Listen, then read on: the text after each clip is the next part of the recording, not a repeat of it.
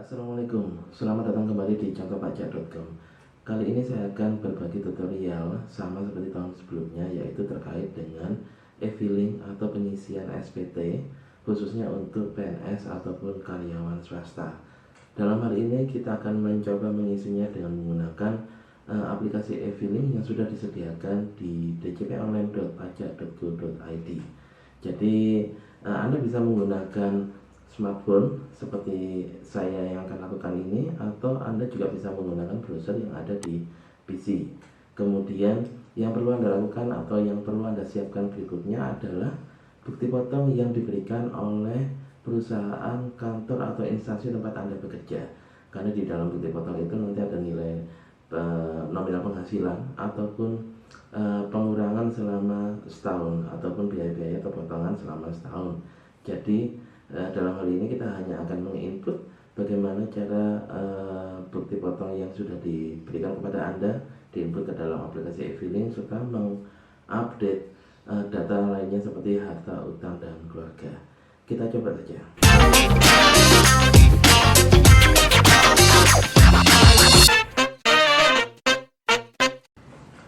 Yang pertama Anda lakukan adalah siapkan dulu bukti potongnya, bisa berupa hasil cetakan yang diberikan oleh kantor atau instansi tempat Anda bekerja, bisa juga berupa file soft copy seperti PDF yang saya punya ini. Kemudian adalah Anda bisa langsung buka browser yang ada di smartphone Anda, kemudian Anda lakukan login di djponline.pajak.go.id. Jika DJP online-nya sudah terbuka, Anda bisa langsung login di sini. Yang pertama adalah input dulu nomor NPWP-nya, kemudian masukkan passwordnya di sini, kemudian masukkan kode keamanan yang ada atau yang muncul di layar smartphone Anda.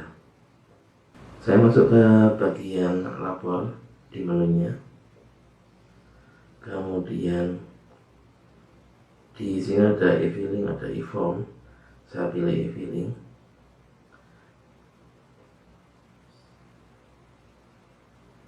Kemudian di sini ada daftar SPT yang sudah pernah dilaporkan. Saya klik tombol buat SPT. Oke, akan muncul pertanyaan yang akan mengarahkan Anda menggunakan formulir apa nantinya. Di pertanyaan pertama, apakah Anda menjalankan usaha atau pekerjaan bebas? Nggak ada, saya pilih tidak. Kemudian kewajiban pajaknya terpisah antara suami dan istri, saya pilih tidak.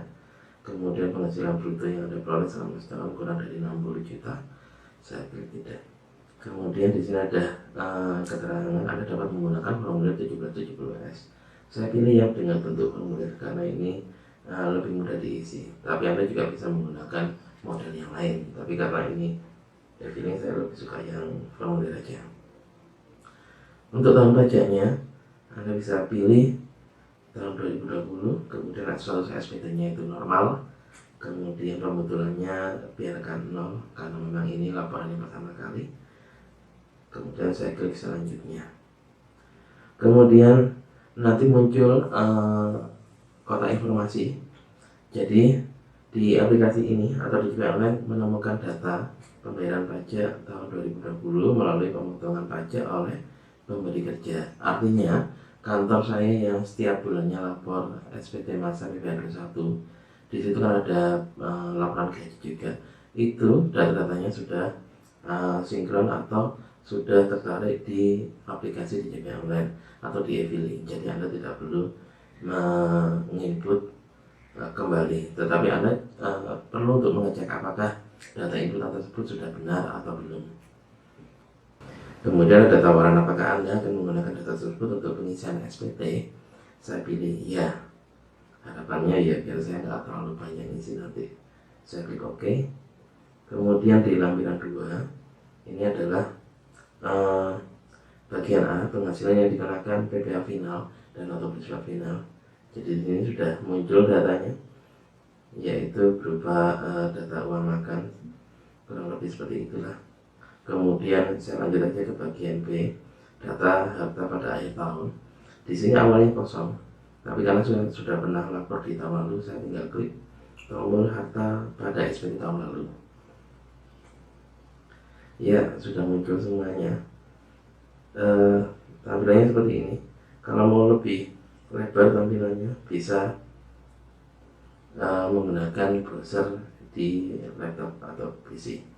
Jika Anda ingin menambahkan atau menghapus, ada tombolnya di sini, ada tombol ubah dan hapus, kemudian ada tombol tambah. Anda tinggal klik aja.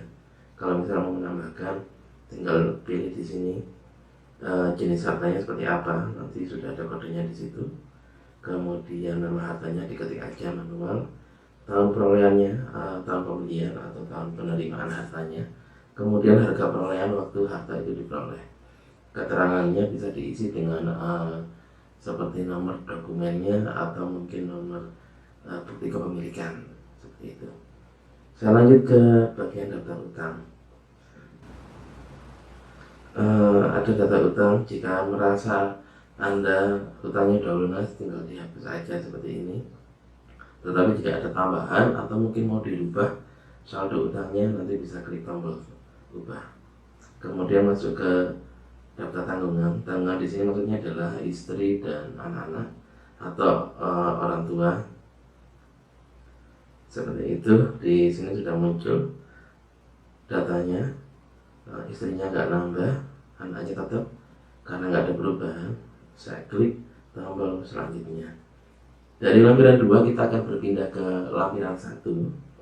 Lampiran 1 ini lebih berisi tentang penghasilan. Yang pertama adalah bagian A, penghasilan itu dalam negeri lainnya. Jika ada diisi, kalau nggak ada lewati aja. Di sini nggak ada penghasilan lain, jadi saya lanjut ke bagian B. Di bagian B adalah penghasilan yang tidak termasuk objek pajak, seperti hibah, warisan, bagian laba CV dan lain sebagainya. Jika ada diisi, kalau nggak ada lanjut ke bukti potong. Pada bagian bukti potong ini sudah terisi. Kenapa kan sudah terisi? Karena tadi di awal kan sudah ada ini tawaran, karena ada data yang sudah dilaporkan dari kantor. Jadi langsung masuk ke sini. Yang harus saya lakukan adalah mencocokkan apakah bukti potong ini sudah benar seperti yang disampaikan oleh kantor.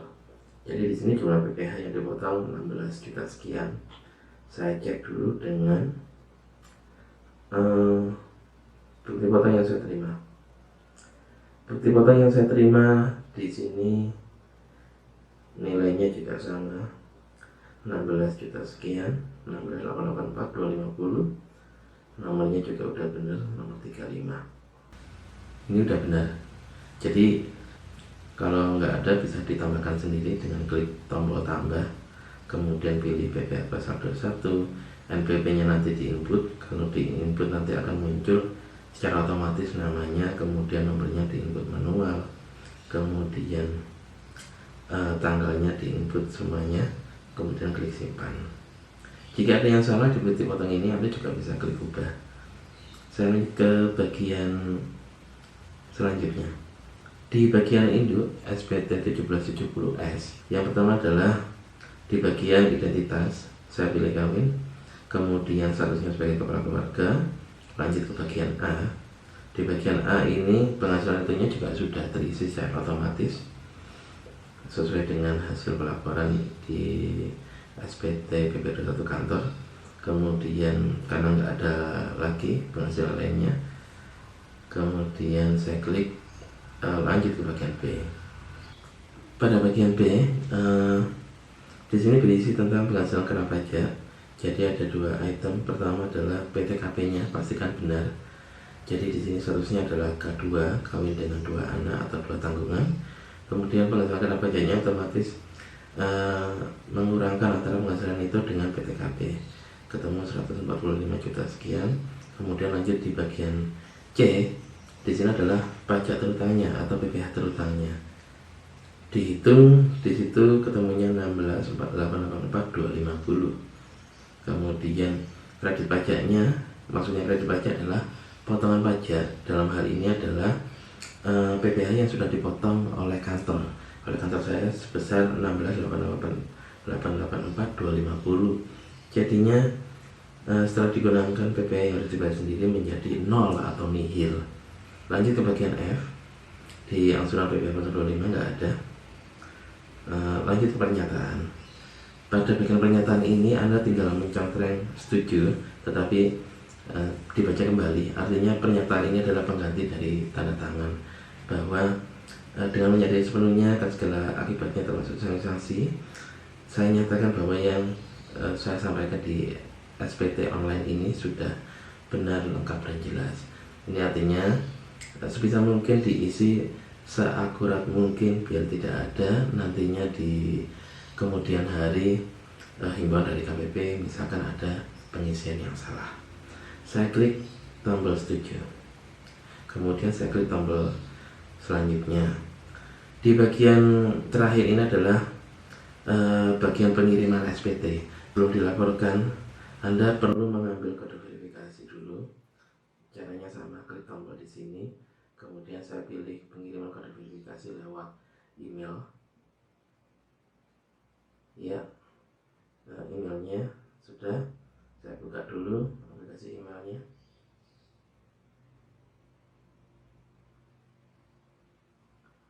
Ya, sudah masuk di sini. Filling kode verifikasi. Di sini ada kode verifikasi, ada server kodenya. Yang perlu Anda copy adalah di bagian kode verifikasi. Kemudian kembali lagi di sini. Nah, saya pastekan di sini. Jika sudah, klik tombol kirim SPT. Kemudian muncul survei singkat, Anda bisa pilih puas atau tidak puas. Seperti itu aja pelaporan SPT secara elektronik, khususnya untuk karyawan, baik itu karyawan swasta ataupun PNS, ASN, TNI, dan Polri. Jadi langkahnya cukup mudah, bisa dilakukan dengan menggunakan smartphone, nggak harus dengan laptop. Selamat mencoba. Jika ada pertanyaan, silakan tuliskan di komentar. Terima kasih. Salam.